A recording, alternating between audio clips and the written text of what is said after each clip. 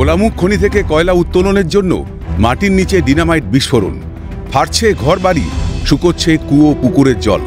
দীর্ঘদিন ধরে বন্ধ স্কুল, অঙ্গনওয়াড়ি কেন্দ্র, সমস্যায় আসানসোলের বারাবণীর চরণপুরের বাসিন্দারা। জলের সমস্যা আমাদের হচ্ছে, জলে একদম শুকিয়ে গেছে কুয়োগুলো সব, ফাটাল মাটাল যখন ব্লাস্টিং হয়েছে তখন আওয়াজ আমাদের পড়ছে, ঘরগুলা ধস মারছে। স্কুল 6 মাস থেকে বন্ধ আছে, আইসিডিএস প্লাস প্রাইমারি স্কুল বন্ধ আছে। আর এই যে ব্লাস্টিং হয়েছে ফরিদপুর গ্রাম এবং চরণপুর মোড় পর্যন্ত ফাটল দেওয়া দিচ্ছে, একদম ফাটল। গ্রামবাসীদের অধিকাংশই গরিব, ঠিকমতো কাজ নেই। রান্নাবান্নার জন্য খনির আশেপাশে পড়ে থাকা কয়লা কুড়োতে হয় তাদের, কিন্তু সেখানেও চোর অপবাদ দিয়ে জুলুমের অভিযোগ সিআইএসএফ এর বিরুদ্ধে।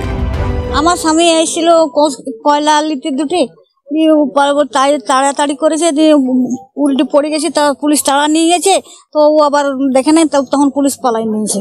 এখন সিআই সাহেব তখন এখনো পর্যন্ত কোনো ই করছে না, এখন সিরিয়াস আছে আমার স্বামী।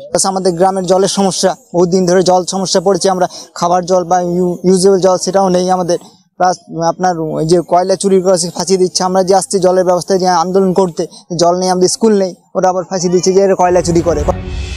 এই অবস্থায় ক্ষুব্ধ গ্রামবাসীরা খনির কাজ বন্ধ করে দিয়েছেন। কিন্তু এইটুকু কোনো ব্যবস্থা চাই, এইটু যদি ব্যবস্থা না হয় এই মাইনাস বন্ধই থাকবে, ঠিক আছে?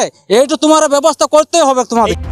উল্লেখ্য, মাস তিনেক আগেও একই সমস্যার মুখে পড়তে হয়েছিল চরণপুরের বাসিন্দাদের। সে সময় তৃণমূলের তরফে সমাধানের আশ্বাস দেওয়া হয়েছিল।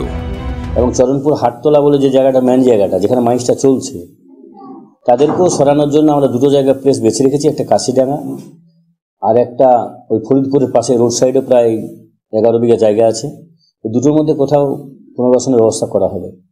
দেখুন, এখানে কখনো মাইন্স চলেনি এই এলাকাতে, এবং মাইন্স চলতে গেলে ছোটোখাটো ঝামেলা আসেই, কোনো বিরাট ঝামেলা হয়নি, ছোটোখাটো একটা ঝামেলা বিক্ষোভ আসতেই এসেছে, এবং ইসিএল এবং প্রশাসনে আমরাও চেষ্টা করছি যাতে এটা শর্ট আউট হয়ে যায়।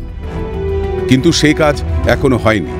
এদিকে অন্যত্র যাওয়ার উপায়ও নেই বাসিন্দাদের, ফলে জীবনের ঝুঁকি নিয়েই ফাটল ধরা বাড়িতেই বসবাস করতে হচ্ছে। এই অবস্থায় সমস্যার জন্য তৃণমূলকে আক্রমণ শানিয়েছে বিজেপি। তা শুনবে কি করে? এই যে খোলামুখ খনির কর্তৃপক্ষ, তারা তো তৃণমূল কংগ্রেসকে কাড়ি কাড়ি টাকা দেয়, ওদের পয়সায় তো তৃণমূল কংগ্রেস চলে, এবং প্রশাসনও তাদের সঙ্গে যুক্ত। প্রশাসন তো তৃণমূল কংগ্রেসের বাইরে যেতে পারবে না। স্বাভাবিকভাবে গ্রামের মানুষ মরছে, মরুক, এদের কি গেল? এখন দেখার প্রশাসন কি ব্যবস্থা নেয়।